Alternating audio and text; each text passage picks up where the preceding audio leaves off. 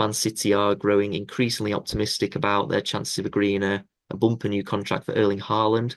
There's rumours saying there's still a significant hurdle to overcome with a release clause. I think City are happy to offer him a deal worth around 500 grand a week, which would make him the highest paid Premier League player. But I think the only stumbling block at the moment is that Haaland's representatives want a release clause. So that could maybe increase from about 150 million to 200 million if reports are to be believed. So still a few things maybe to iron out there. But how important is it for City to tie Haaland down to a new deal? I think his current deal expires in 2027.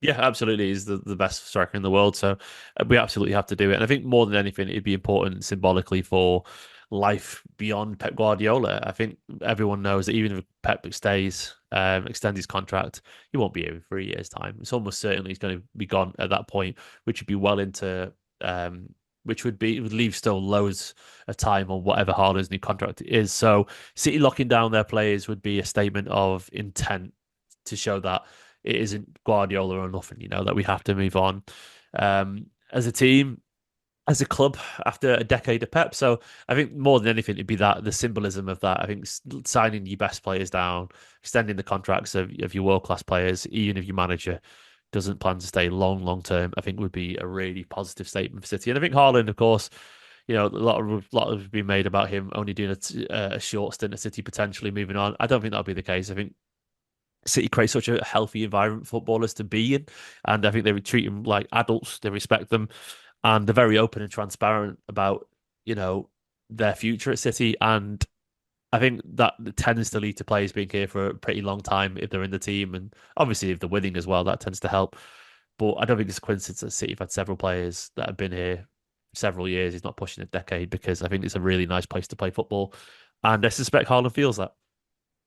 Yeah, I think a lot of the City teammates, City players, Haaland's teammates, really enjoy just the environment of being at City. They've a lot of them that have been there for a while. The likes of Rodri, Ruben Diaz have come out, said they love playing for City. And do you think maybe with Haaland and maybe some of the others as well that if they are to sign a new contract, it would depend on Guardiola's future and how long he would stay at the club?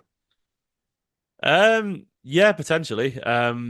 I still feel like a lot of this is they're all independent of each other to an extent. I do think like footballers and managers and like as much as they look around at who's going to sign and who isn't going to sign, I do think they're all on their own path, and I think there's an inherent belief in what they can and can't do. Like I don't feel like I think it helps if Guardiola's going to stay for people like Haaland or whatever, but I still believe that they have conviction in themselves to carry on winning even without Pep. I don't think they're going to be like, oh, we won't win anymore, so I won't sign.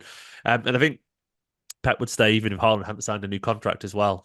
So I don't think they're going to bleed into each other too much in terms of what the others will do. But it's always easier, isn't it? It's always easier if everyone sort of puts their faith in the club at the same time. It makes it very easy to just sort of follow the others.